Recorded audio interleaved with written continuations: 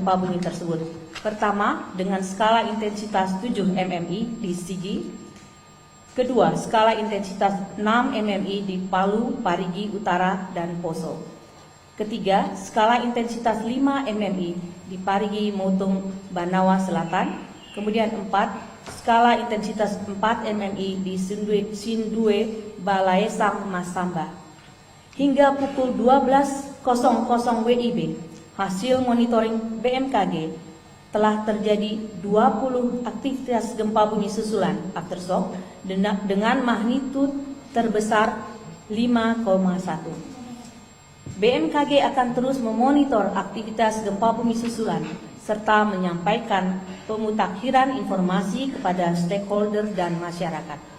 Kami menghimbau kepada masyarakat untuk tetap tenang dan tidak terpengaruh oleh isu yang tidak dapat dipertanggungjawabkan kebenarannya, kemudian menghindari bangunan yang retak atau rusak diakibatkan oleh gempa bumi dan mewaspadai gempa bumi susulan yang masih terjadi. Kemudian kami mohon agar memastikan informasi resmi hanya bersumber dari BMKG yang disebarkan melalui kanal komunikasi resmi yang telah terverifikasi seperti media sosial, @info BMKG, website www.bmkg.go.id atau Inatnews BMKG Go.id dan mobile apps Info BMKG atau WRS BMKG. Demikian informasi ini kami sampaikan. Wassalamualaikum warahmatullahi wabarakatuh. Waalaikumsalam warahmatullahi wabarakatuh.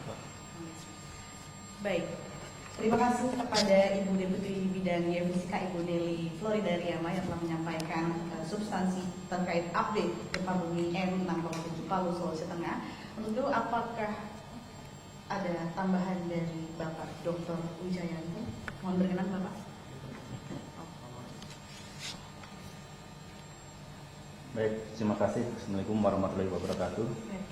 Saya menambahkan informasi ya. Jadi berdasarkan data modeling yang tadi sudah kita sampaikan pada saat presentasi pertama. Jadi gempa bumi ini kita pastikan tidak berpotensi tsunami dari hasil model kita, dan kita juga memantau beberapa stasiun pasang surut yang berada di sekitar wilayah sumber gempa. Yang pertama itu di wilayah Parigi kita tidak mendeteksi adanya kenaikan muka air laut. Di Poso itu juga tidak ada. Ini ada sedikit di Pantoloan, Pelabuhan Pantoloan itu ada sedikit kenaikan sekitar 7,5 cm ya, jadi sangat kecil sekali. Jadi kita pastikan bahwa ini bukan gelombang yang berbahaya. Jadi diharap masyarakat tetap tenang, tidak terpengaruh dengan isu-isu apabila gempa ini menimbulkan tsunami. Terima kasih.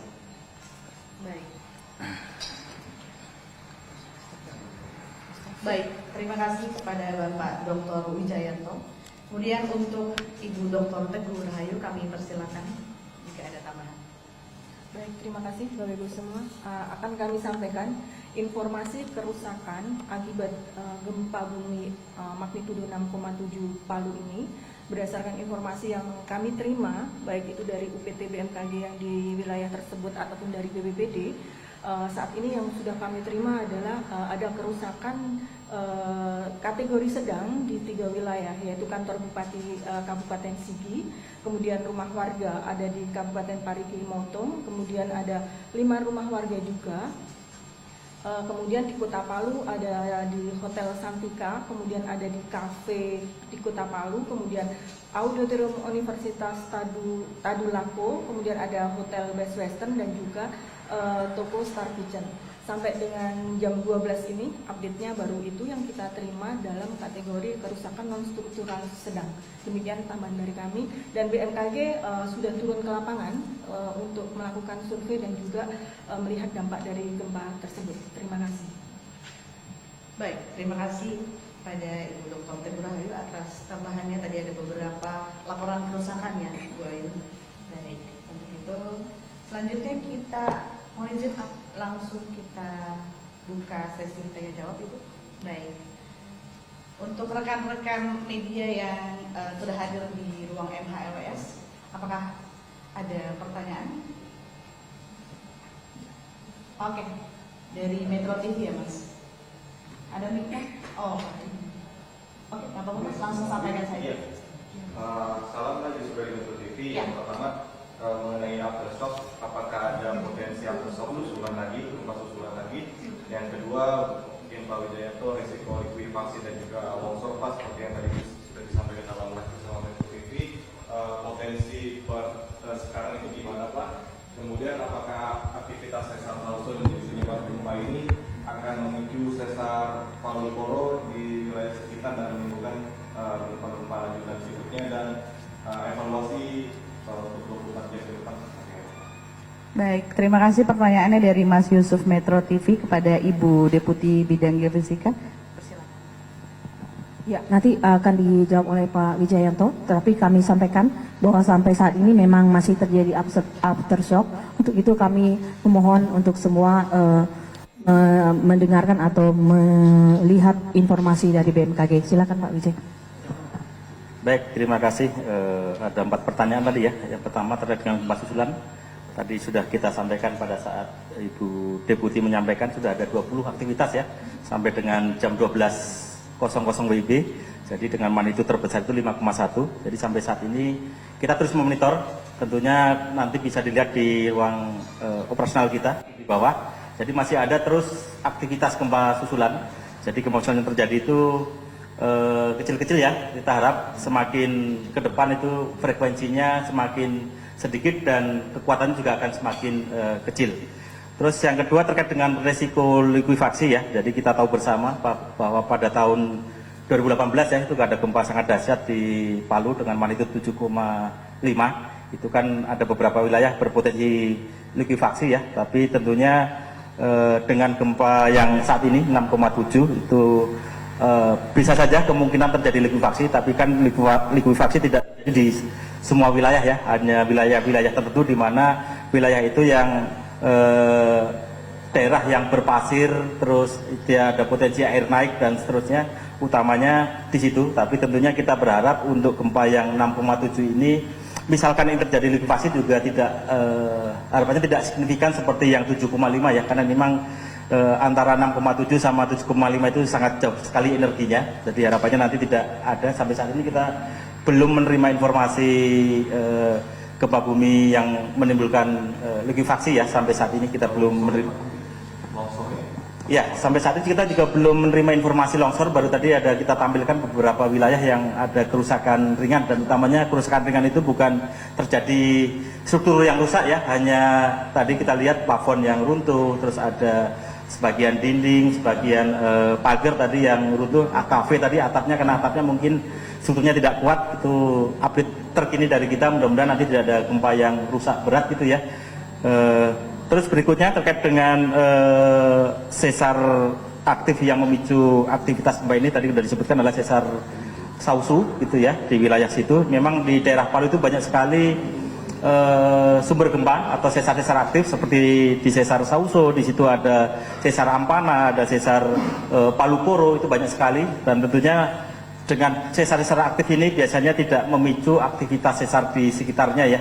Jadi misalkan nanti memicu sesar di sekitarnya bukan berarti nanti akan memicu gempa yang lebih besar. Tentunya nanti hanya memicu gempa-gempa kecil saja. Dan kita masih memonitor, kita evaluasi terus aktivitas gempa susulan, distribusinya kemana. Nanti kita bisa lihat, kita bisa petakan secara spasial apakah arahnya tetap di pusat gempa itu sendiri atau nanti akan menyebar ke wilayah di sesar Ampana ataukah sesar Palu Koro. Akan terus kita monitor terus-menerus, bukan hanya 24 jam ini saja, tapi nanti terus-menerus kita pantau sampai nanti kita dapatkan hasil pelurahnya sampai kondisinya stabil lagi. Demikian. Terima kasih. Terima kasih kepada Pak Wijaya. Mohon izin Bapak, ini ada pertanyaan di kolom chat dari Ibu Chelsea dari Bintang Warta Palu, menanyakan apakah gempa yang terjadi ini disebabkan oleh sesar aktif berjenis dangkal, apakah sesar Palu Koro ini menjadi penyebabnya atau yang lain? Jika yang lain, apakah penyebabnya? Kemudian ada dari Farida Ayus bertanya, apakah gempa di Palu ini merupakan jenis gempa SWORD, mengingat kejadiannya sudah ada beberapa kali susulan. Iya, terima kasih. Jadi tadi yang pertama sudah kita jelaskan ya. Jadi gempa ini akibat aktivitas sesar aktif Sausu gitu ya, di Sulawesi Tengah. Jadi ini bukan segmen Palu Koro seperti yang gempa 2018, dan segmen Sausu ini sudah terpetakan, jadi bukan sesar baru, ini sudah terpetakan, sudah ada dokumennya dalam buku Pusgen 2024. Jadi memang ini ada beberapa sesar aktif di Palu Koro, jadi ini bukan sesar baru. Terus yang berikutnya apa tadi yang kedua?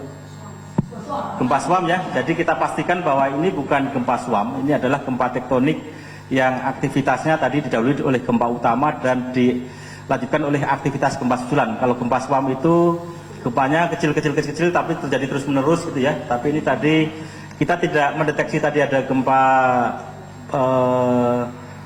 foreshocknya atau gempa pendahulunya, tapi tadi langsung kita deteksi ada aktivitas gempa besar langsung 6,7, dan kita ikuti ada beberapa gempa susulan sampai sudah ada aktivitas sekitar 20 gempa susulan sampai jam 12 siang ini. Baik, terima kasih jawabannya Bapak Dr. Wijanto. Berarti perlu ditekankan kembali bahwa bahwa gempa bumi M6,7 yang terjadi ini akibat aktivitas sesar Sausu ya, bukan aktivitas sesar Palu Koro yang legendaris katanya Bu Ayu. Baik. Apakah ada pertanyaan lagi dari teman-teman media massa yang hadir? Laporan korban jiwa mungkin sama. Oh, baik. Belum ada ya. Oke. Ya. Untuk korban jiwa sampai sekarang kami belum menerima laporan tersebut, sehingga nanti jika ada laporan pasti akan kami update secepatnya. Terima kasih. Baik, terima kasih Ibu Dr. Ayu. Sepertinya sudah tidak ada pertanyaan lagi di kolom chat, Ibu Deputi. Dan teman-teman sudah cukup pertanyaannya? Baik, jika demikian kami akhiri press conference update gempa tektonik M6,7 di Palu, Sulawesi Tengah. Kepada rekan-rekan media massa yang baik secara offline maupun online, kami ucapkan terima kasih dan kami mohon perkenannya untuk rekan-rekan semuanya untuk membantu kami BMKG untuk memperluas lagi penyebaran informasi terkait gempa bumi ini secara benar, artinya secara yang telah kami sampaikan secara resmi melalui press release kami. Untuk itu kami ucapkan terima kasih dan sekian. Assalamualaikum warahmatullahi wabarakatuh.